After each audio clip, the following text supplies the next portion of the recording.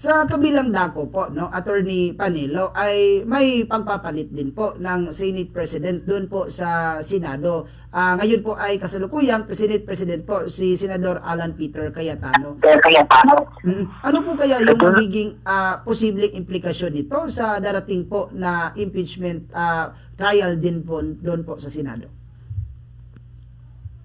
Well, ang magiging konsekwensya nun, dahil yung minority nung isang araw pa sinasabi nilang kontra nila yung impeachment. Ngayon, ang tanong, anong magiging batayan nila para kontrahin?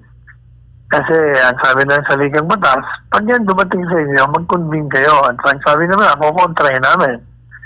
Ang maaari lamang nilang maging batayan, number one, na merong petisyon sa Korte Suprema na kini-question yung ginawa ng Committee on Justice sa kanilang paghahanap ng probable cause. Sinasabi ng mga petitioner na ito'y labag sa saligang batas, regular at illegal, dahil ginawa nila yung prosedimento na hindi na ayon sa batas. Pinipwersa nilang umattend si BP Inday Sara kahit hindi naman kailangan. Kadali sabi, karapatan ni Inday Sara kung ayaw niyang umattend at sinabi niya naman ng dahilan kung bakit. Dahil sabi niya, paano ko attend yan? Hindi niya naman sinusunod yung prosedimento. That's number one. Number two, sinasabi ng mga abogado niya, pupunta kami dyan, hindi naman niya kami patatanungin.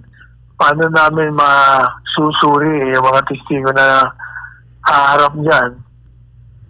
Kung totoo nga sinasabi nila, kailangan dumaan sa cross-examination niya. Pero tinuloy pa rin nila, nagsubpina sila ng mga iba't ibang ahensya ng gobyerno para dalhin sa kanila yung bank account, yung sa AMLA, gano'n din. Sa PIR, gano'n din. Pinadala yung SALN. Kaya lahat ng ito, labag ito sa batas eh. Kasi, kailangan, pag nag-file ka ng complaint sa impeachment court, dapat meron ka ng mga naka-activate, naka-attach na mga prueba mo. Pero hindi naman nila ginawa yun. Ginawa nila, nangisda sila. Ibig sabihin, naghanap ng isda o ng ebidensya, nag-fishing expedition sila. Kaya, may 3 petition na nasa Korte Suprema. Kaya yun ang sasabihin ngayon ng mga senador doon. Sabihin nila, hindi kita pwede mag-convene ng court dahil meron pang petition sa Korte Suprema. Pag nag-desisyon ng Korte Suprema na labag sa batas ang ginawa na ang Kongreso, lalong-lalo na yung Committee on Justice, mababaliwala yung pag-aproba nila doon sa Articles of Incorporation at ang pag-transmit sa Senado. At masasayang lang ang panahon ng mga senador kung magko-convene sila ng impeachment court at sisimulan nila ang paglilitis.